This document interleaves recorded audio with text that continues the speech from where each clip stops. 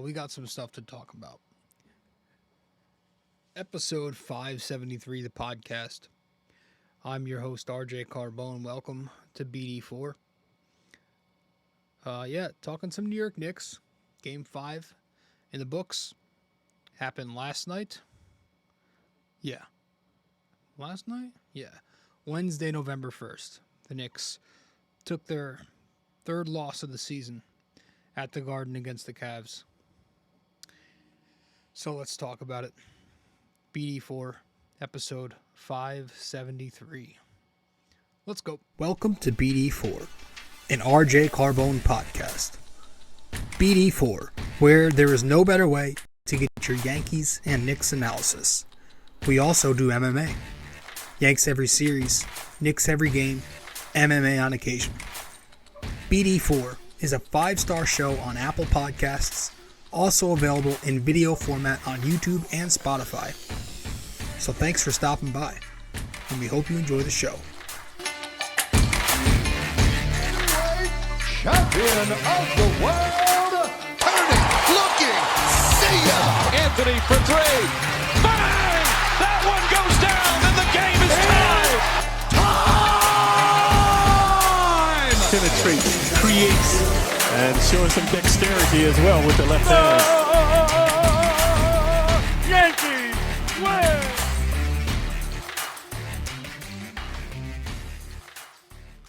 All right, welcome to the show, episode 573 of the podcast. I'm your host, RJ Carbone. And, a little bit annoyed, a little frustrated, a little concerned about the Knicks. And we're going to talk about it because, well, last night at Madison Square Garden, they took a 95-89 defeat at the Garden against the Cavs in the second of a home back and let's try that again. In the second game of a home back-to-back. Cleveland obviously coming into this game, second consecutive night without Jared Allen, Darius Garland. The Knicks without RJ Barrett in the second game. Josh Hart took place in the starting lineup. Deuce McBride became the ninth man. And the Knicks didn't really have it at all from the start. They were bricking right out the gate. They missed 6 of 7 threes. They played some good defense in the first quarter, and that maintained. But the Cavs offense was just, I guess, less awful. It looked pretty bad outside of Donovan Mitchell. He was the one keeping them in the game.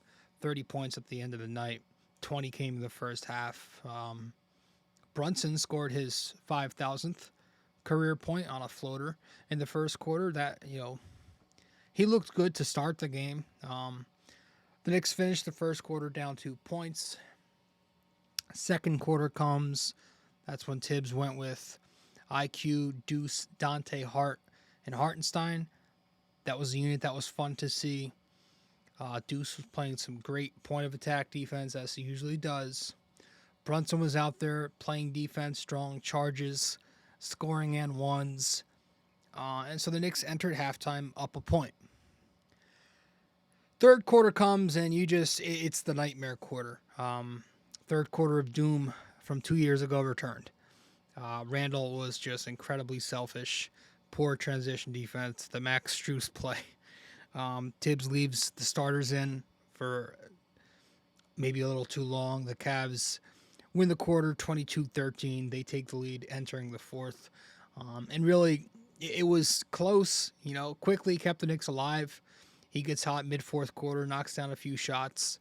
But the dagger to me was the Donovan Mitchell three-pointer where Randle doesn't come up on the screen and LeVert hits the elbow three-pointer, and the game kind of ended there with 2 minutes or so left.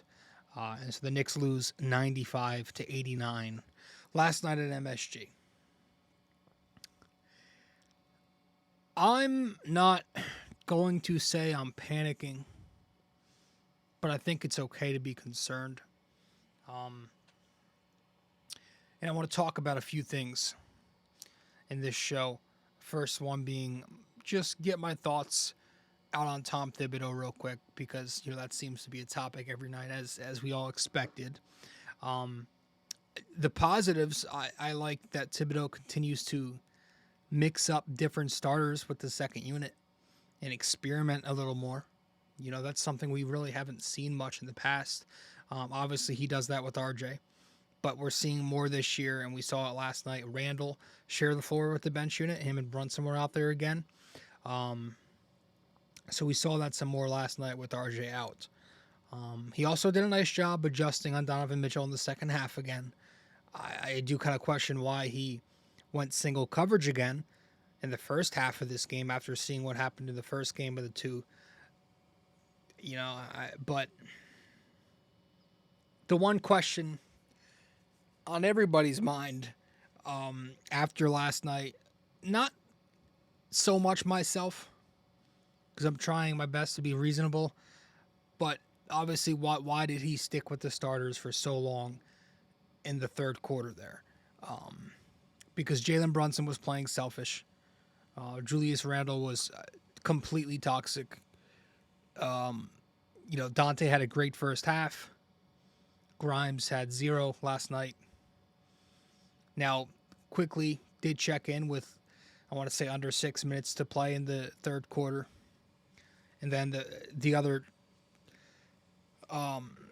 guys came in from the second unit a few minutes later, slowly but surely. But by the end of the period, by the time they were all in, the period was just about over. And to be fair, it was still a close game with the starting unit in. Was Randle so painful to watch? Yes, he was incredibly painful to watch. It was 6-on-4 because of that. He was literally playing for the Cavs. But I also don't understand the complete outrage. RJ Barrett was out. We don't have a backup forward for Randle to begin with. Was Josh Hart really all that great where you wanted to throw him back out there? I get it. He was better than Randle, and Randle has no leash under Thibs. Did you want to go double bigs? Because then you people would have complained about Sims playing the 4.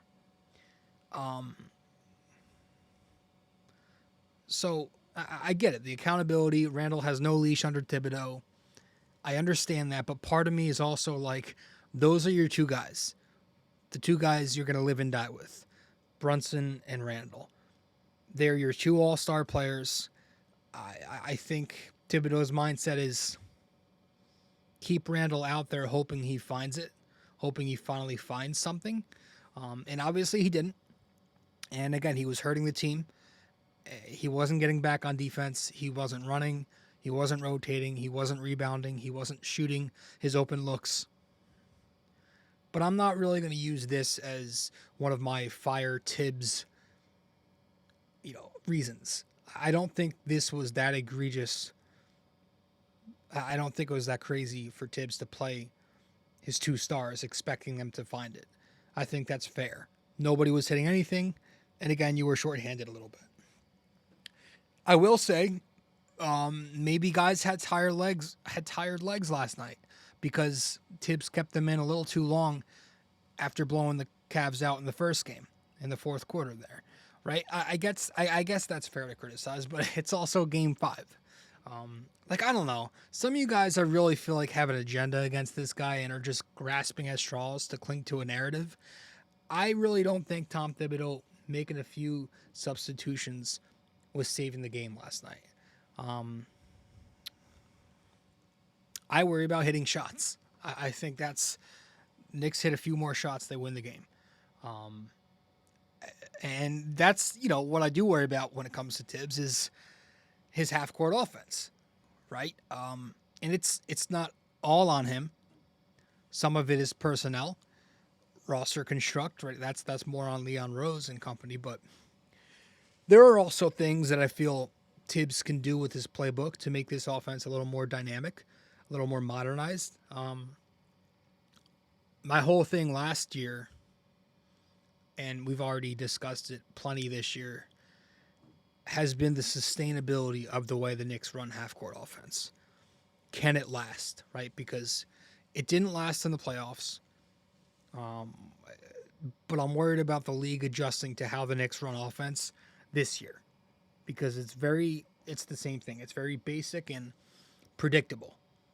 Get 2 feet into the paint, crash to the O glass, run pick and roll into an ISO, score in the short mid-range on the interior, right, 10 feet and in, repeat. That's it. Not a lot of passing, not a lot of movement, not a lot of emphasis on spacing. It's a basic read and react offense. Screening, a lot of generic pick and roll, some DHO, rely on Brunson and Randle to make tough shots, and they did all that last year. It's very slow, dribble, half-court oriented, and that's it. That's their offense. They got away with that last season. It was also the league's first time seeing that group together. But maybe this year, scouting reports are out, defenses have adjusted, and now the Knicks are having trouble readjusting. These guys, they know to pack the paint on the Knicks, to wall out the paint, collapse and double on Randle, force the Knicks to shoot the three-pointer, which they can't do very consistently. Miami booted the Knicks by doing exactly that. And now you're seeing other defenses play them that same exact way, just like Boston played them, just like the Pelicans played them, and just like last night the Cavs played them. And so it doesn't help that you bring back the same exact squad with the addition of Donte the very next year. That's not exactly helping. The Knicks have small guards, so when they go into the paint, it's tougher to finish on those longer defenders, and there are a lot of them down there. You have the on-ball defender, you've got Mitchell Robinson's defender, and then you've got the helper. So how is Jalen Brunson supposed to score that way? You're seeing them put size onto Jalen now. You're seeing them put the longer wing that would normally be on a Quentin Grimes put onto Brunson. Why? Well, again, maybe they know the reports. Maybe they know Quentin Grimes is last on the Knicks in touches. Maybe they know last year it was the same exact thing. Maybe they know Grimes is going to shoot the three-pointer most of the time, so they take that chance. They put the longer defender onto Jalen, and they trust that longer wing to close out on Grimes. So I don't know how much readjusting the Knicks can do if this is, if you still don't have the personnel for the modern game. As long as Randle is here, the Knicks will play slow. Same with Brunson, because he's ISOing 95% of his possessions. They don't have a ton of great three-point shooters. They've got maybe 1, 2 above average ones, a lot of average ones, and then they've got a lot of below average three-point shooters. Their entire starting lineup has one single guy who is known for his three-point shooting, and he loves to miss the open ones. But the other 4 guys aren't excellent three-point marksmen, right? So, there's not going to be a lot of moving off ball like crazy either. Randle simply does not move when he doesn't have it. That's nothing new. The spacing isn't there when Hart and RJ share minutes all the time. Tom Thibodeau has Mitchell Robinson stationed in the dunker spot because he's got no offensive package. As much as I love Mitch, and he's been their best player this year. Donte can move off the ball pretty well, and so can Grimes, but how often is Thibs really putting Grimes into motion? We don't see that. How often are we running offensive sets for Mitchell Robinson, for Quentin Grimes? It's an offense that I worry about so much. And hey, maybe this doesn't matter soon, because maybe Brunson and Randle find it and the Knicks start scoring points again. But when they're both off as much as they've been off, and my God, have they been off, it looks 10 times uglier because the disguise goes away. And I'm sure RJ being out had something to do with that last night. He collapses the defense. So they're going to draw fouls, put up points at the rim, or, he's making the kickouts this year too. You don't have him and Randle running DHO. When RJ's coming off the handoff, going downhill to the basket. I get that, but it's Randle and Brunson who run this offense.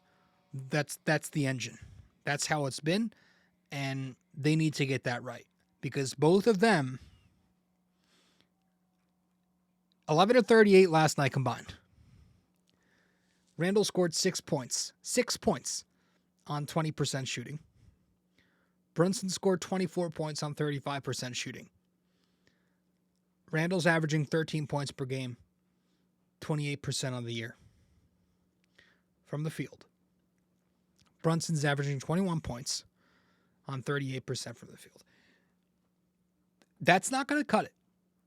And man, I tell you, when I say last night was some of the worst awareness and the worst motor I've seen from a basketball player, and it's absolutely remarkable how many times we've said that about the same guy over the last 5 years. It's hard to think about. The third quarter last night, this dude Randle gets a rebound, and then he lets the Cavs snatch it right out of his hands. We're talking about a 6'8", 250-pound tank. The fourth quarter, the Knicks are down 5 points, 2 minutes left in the game. Nobody is under the basket. Randle's got a clear lane to run down there, box out, grab it. What happens? He lets Donovan Mitchell shoot the three, miss the three, and grab the long rebound off his own miss, go back to the rim, and finish to extend the Cavalier lead to 7 points.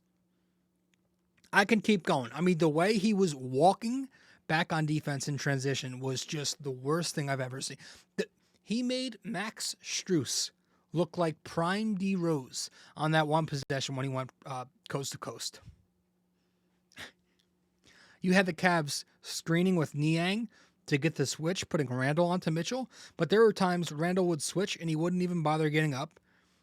Like that one possession late last night, it was like 2 minutes left in the game. That was the nail in the coffin for me. It caused me to scream out loud. 2 minutes and change left. It's a 2-point deficit for the Knicks. The Cavs run a screen with Niang, but Randle doesn't even bother coming up on the switch to close out or contest. And so Mitchell, wide open, knocks down the three-pointer. And it felt like the dagger because the Cavs put up 5. They extended it to 5 points and then eventually went on this 10-3 run right after that. Just all night watching him play defense, missing assignments, watching the game unfold as a spectator, just standing out there on the court. And offensively, he just continues to get these mismatches in the post, but he fails to exploit it. We talked about it against Boston. Holiday, White, Tatum didn't exploit that. Last night, Bickerstaff adjusts, I guess you could say, but he puts Niang on him this time, who's still a guy Randle should be eating up. You would have thought Randle ran into Zion again. 6 points. 15 shots. 0 free throw attempts on Niang. I don't know what it is. He's all year he looks extremely hesitant on the perimeter. He's passing up many open looks for three. He's passing up shots off of cuts, off the catch. You could just see he's taking an extra dribble. He's not shooting it right away. He's passing off. He's overthinking. He's hesitating. The difference between this year's Randle and last year's Randle knew his shot diet. He knew where he wanted to go. He got there. He shot it. That's not been the case this year. I don't know if it has anything to do with the ankle, but you're seeing it plenty of times. First quarter, there was a possession last night where he holds the ball in triple threat, and he does nothing. He just stands there in triple threat for maybe about 9-10 seconds. He finally posts up Niang, loses the ball on a bad pass, gets it back, stands there with it for a few more seconds, and then just throws it to Grimes in the final few seconds of the shot clock on a broken play. There were a couple pick and roll possessions. Him and Donte were in pick and roll, and he doesn't roll to the basket, but he also doesn't fade. He just stands there. You had that happen when Quickley and Randle attempted a pick and roll. After screening, Randle just stands there. He doesn't roll, doesn't pop. It's concerning, and I'm concerning that with, I don't want to, I'm hearing a lot of people talk about this. I don't want to make it a big thing, but with Obi Toppin gone now, there's no power forward behind him. Maybe he's playing like he knows his job is safe no matter what. right? There's no more edge he has to play with. Like, there's nobody pushing him to be better.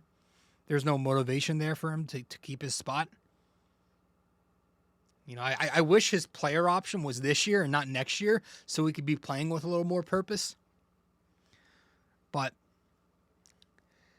it's, you know, it's scary because the Knicks need Randle to thrive. They need him. You know, it's not just an injury I worry about with Randle, but it's also nights like this. It's the fact that he will have toxic nights like this where it's just impossible to play him. But who's going to fill that void? Who's going to fill it? Nobody. It's scary. Like, we might have to make a trade, whether that be for Marcus Morris or picking up Jermichael Green. He's on the couch right now because the Knicks they need depth. They're incredibly small. The East is very big. They've got size. Milwaukee's got size. Boston has size. We know that. Cleveland's got size. Toronto has length. We know that damn too well. We need somebody in here who can play the 3 or the 4. A bigger wing. And it seems like this team goes where Randle goes. You know? What's that say about the talent behind him? You know? Brunson and Randle. But the first year, Randle comes here, he's bad. Well, the Knicks won 21 games that year and missed the playoffs. His second year here, he won most improved. The Knicks won 42 games. They were the 4 seed. His third year here, that was the thumbs down season. The Knicks won just 37 games and missed the playoffs. Last season, Randle bounces back. They win 47 games, get the 5 seed, go to the second round. Now we're in year 5. Randle's off to a career worst start, and the Knicks so far have lost 3 of 5 games. He's got to find it. Brunson's got to find it. At least Brunson's busting his ass every night, right? It's not effort with Brunson. The man drew 3 charges in the first half last night, another one in the third quarter, so he finished with 4 offensive fouls drawn after leading the league last season. He's just not knocking his shit down. That's it. He's getting to the free throw line still. He's knocking down his 3-pointers enough. But his mid-range and his floater at the basket is so far off. It's a little scary, you know.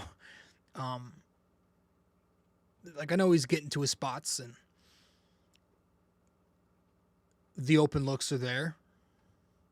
But we keep saying, like, at some point they're going to fall, they're going to fall. It's like, when is that going to happen? You know? 1 second here. Let me just adjust something. I also just don't like the way he's playing. Like, he's trying so hard to get his offense back where he's just, it's a little selfish right now. You know, looking off his teammates a lot, and he's trying to get his, not that he's trying to get his for the sake of he wants his points, but I know he just wants to get into a rhythm, and he's pressing, you know. I think people sound very foolish when they criticize his score first mentality when he's dropping 30 a night. Last year we heard that some, and that was so ridiculous because he was giving you 30 a night on 50% every night. But this year he's shooting brick mansions, and he's taken, you know, more shots than he has points scored. It's a fair criticism right now. You know, he was able to mask it last year because he was an efficient, high-volume scorer. But it's not happening right now. You know, maybe he needs to start passing first. Run, pick, and roll, look for guys. Look for Mitch. He never looks for Mitch. That was a thing last year. Look for Mitchell Robinson. Find him. The Knicks don't ever look for their cutters. Find Donte back door. Maybe when Brunson and Quickley are out there sharing the floor together, maybe Brunson plays off Quickley at the 2 guard. You know, the Knicks look good when Quickley, when he was out there initiating offense in the 4th last night. Grimes needs to find it too. As one of the few 3-point shooters on the team, he's got to find it soon. Do you make a switch in his spot? Because to say his season has been a massive disappointment, that's an understatement right now. You know, last night he had the perfect chance to step in and produce with RJ Barrett out. But he comes up with yet another dud. 5 points, 2 of 7, 1 of 6. And it still looks like he's very tentative out there. He's still playing like he's scared. He's not shooting it. Shoot your open looks. Like, take the shot. He's got some open looks, and some of the open looks he takes, he's missing them wide open. So maybe that's why his confidence is low. That was an issue for him last year too, missing open shots. So I get Grimes is playing good defense, but that's not enough to remain in the starting lineup because Quickley plays defense. So does Hart. So does Donte. They also shoot, pass, and rebound. Grimes hasn't rebounded much. The passing is lacking. The shot's off. He's not shooting enough. It's not good enough. I'm sorry. Maybe you shake up the rotation a bit. Maybe Donte comes into the starting lineup for Grimes. Maybe you try that after this Bucks loss because that's going to be 2 weeks into the season on the calendar. So it's a fair assessment. You know, and credit to Donte last night because the early returns on Donte DiVincenzo so far have been okay, man. 16 points last night, knocks down 3 triples, couple steals. He's providing the only 3-point shooting right now, it feels. You know, even finished a few baskets at the rim, which is a rarity. He's passing very well, sometimes a little reckless, but he's playing excellent defense in each of these games. The block on LeVert last night, causing turnovers, creating steals, and of course, he's moving off the ball exceptionally well. Right, that's that Villanova product. That's that Golden State Warriors product.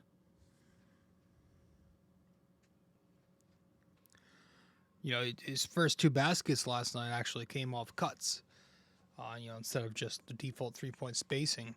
But, Quickley hit him on a cut, and then Isaiah Hartenstein found him on that dump off where Donte was coming from baseline.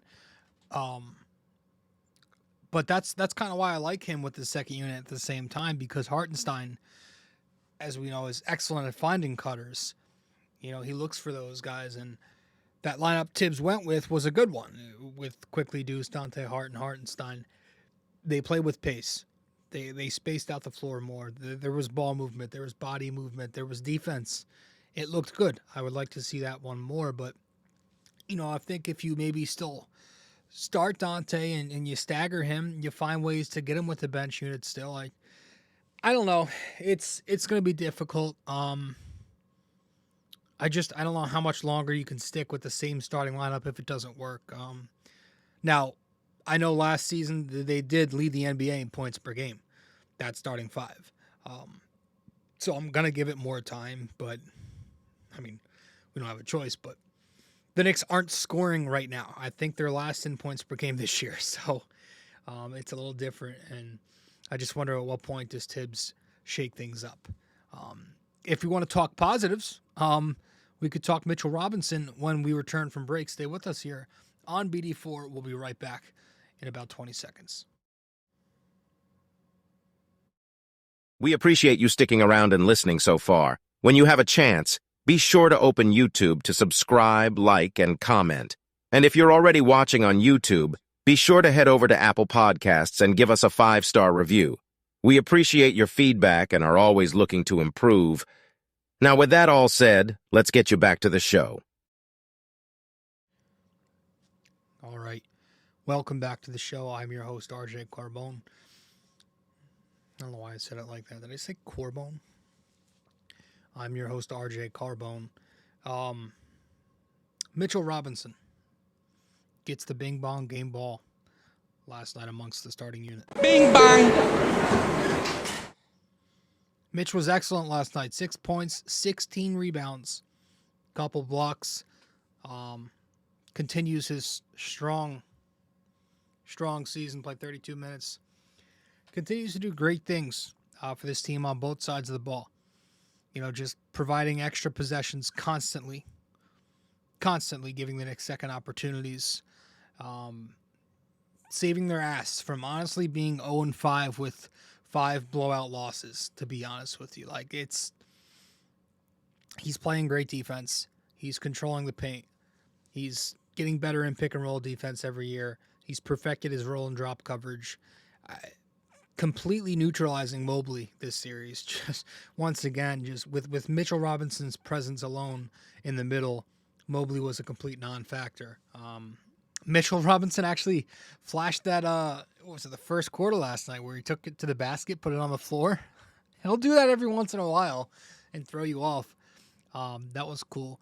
But yeah, it's been a hell of a start for him. 5 games in, he's already got 3 game balls. Brunson's got 0. Who would have thought that? The only thing on Mitch is obviously his foul shooting. It's never been good. I remember there was slim hope in his first 2 seasons where like Knicks media and some Knicks fans thought he could be a maybe 70% shooter. I never bought into that crap. I remember that though. It always annoyed me. To me, he's always just been a traditional big, and traditional bigs are going to remain traditional bigs. They're not going to shoot well at the line. I know he works hard at it. He says he shoots a certain amount every night, but 50% is where he's hovered, if not worse, the last several years. So, outside of that, he's been excellent for this team, and yeah, he has flaws, but he's without Mitchell Robinson, the Knicks are absolutely at least, at best, I should say, 1-4. And then we go to the bench, and I'm going to hand the game ball off the bench to Immanuel Quickley. Bing bang. Playing with the second unit like he's been, it's great to see. He's finding a rhythm again. 18 points in each of the last 2 nights. Last night, 18, 6, and 4. Picked up a steal. It's refreshing. He's doing it all again. His pocket passing has improved. Very nice passes leading to a few baskets last night in the first half. Moving the ball very well with the second unit. Hart, DiVincenzo. His defense has somehow improved, which is incredible to say. He's everywhere. We talk about the point of attack defense. We talk about the off-ball defense, his help defense.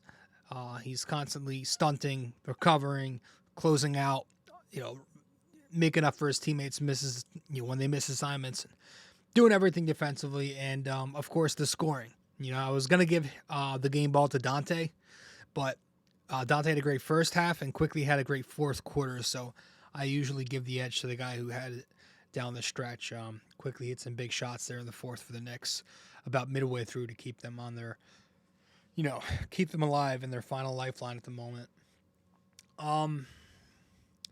Yeah, that's basically it. If there's one positive, it's the team defense remains strong at least. If the offense regresses significantly this year, we are going to need the Knicks to have a top 10 defense, in my opinion, to get a top 6 seed. Kind of need to, if the offense is what the defense was last year, the defense needs to be as good as the offense was last year, And so far, the Knicks have the worst offensive rating, I think, but they also have the second best defensive rating, just 0.4 points below Minnesota for 1, as we are 5 games in. So, you look at all their games they played, 108 points allowed to Boston. That's good defense.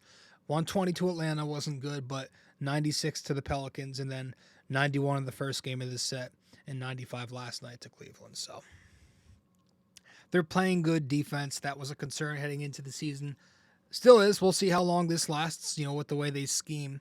But if there's one thing the Knicks have perfected, it's defending that Cavaliers lineup, right? They have perfected that to a T. But they lost the game. So this was an important loss. It was a bad loss for many reasons, right? Obviously now you've got the Bucks on Friday in Milwaukee. That is the first game of the NBA in-season tournament. That's not a good way to go into that game. The danger of falling to 2-4, dropping the first game of the tournament, and then after that, a regular season game against the new look Clippers on Monday with James Harden, Westbrook, PG, and Kawhi. That's it's not 2018 anymore, but this is still a lineup that could be damn good as a team from the Western Conference. And you lose that game, all of a sudden you're talking about 2-5, 7 games in, and shit's getting out of hand early. So that was an important game. For tiebreaker reasons, it was an important game. In the standings, late in the season, you're always looking back at important games that you could have taken. the Knicks were right there, but they played so poorly that they dropped their second of 2 already at Madison Square Garden. So who knows? That could be the difference in the Knicks being 6 or 7. Could be the difference in 5 or 4. Could be the difference in home court. It's early. Again, I'm not giving up on the season yet. I think anybody who gives up on the season 5 games in is just stubborn, irrational, maybe some old boomer who doesn't really have, reason. But to say we as Knicks fans can't be concerned, that's absolutely insane. We have every right to be a little concerned. We are not guaranteed shit. I will keep pressing that until I'm dead in the face. Just because we made it last year doesn't mean we're going to make the playoffs this year. It's a new year. You got to do it again. You got to show it. This is no longer a fun story, a cute team. No, we're trying to actually do some things. So it's go time. It's time for the Knicks to win. 500 is no longer acceptable. And the Knicks are looking to be a legitimate playoff team. And I know we're in purgatory. I think our ceiling right now is similar to last year until we get that superstar move. But as of now, we got to worry about getting there again because we're off to a terrible start, losing 3 out of 5, and we got a tough schedule ahead of us. So we'll see. Let's get to our final break, and we'll wrap it up with our trivia, and that'll be that. Stay with us here on BD4. I'm your host, RJ. Be right back. You can also find us on social media. If you'd like, you can follow BD4 on Facebook, and we're at BD4Pod on both Instagram and Twitter. We appreciate you helping us grow more and more every day. Let's get back to it.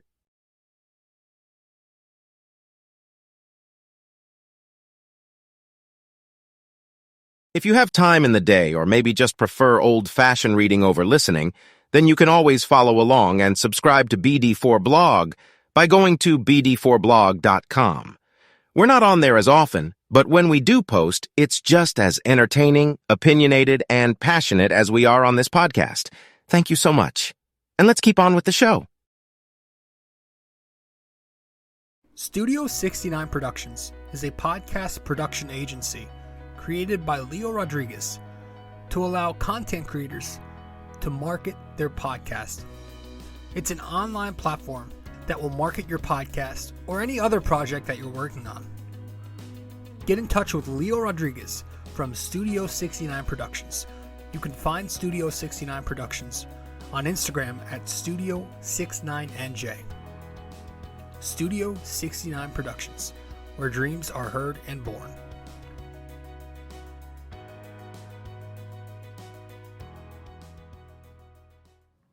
All right, welcome back to the show. I'm your host, RJ Carbone. You are listening to B4. Thanks for tuning into the podcast. Episode 573 of the show. Let's wrap this thing up with our trivia question, and then that'll be that.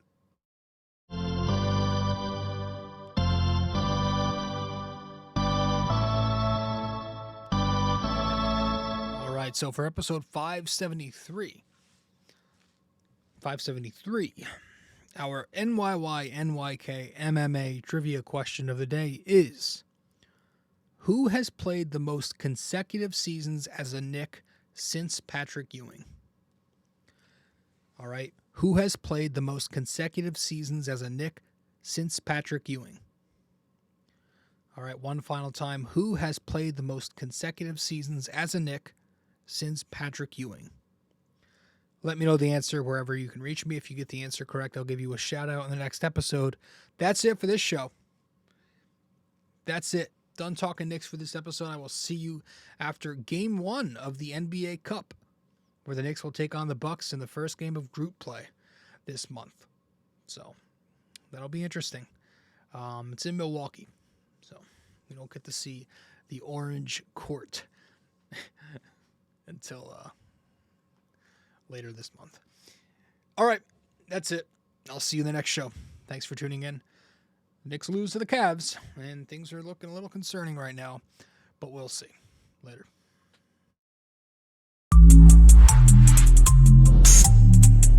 This episode was brought to you by Anchor.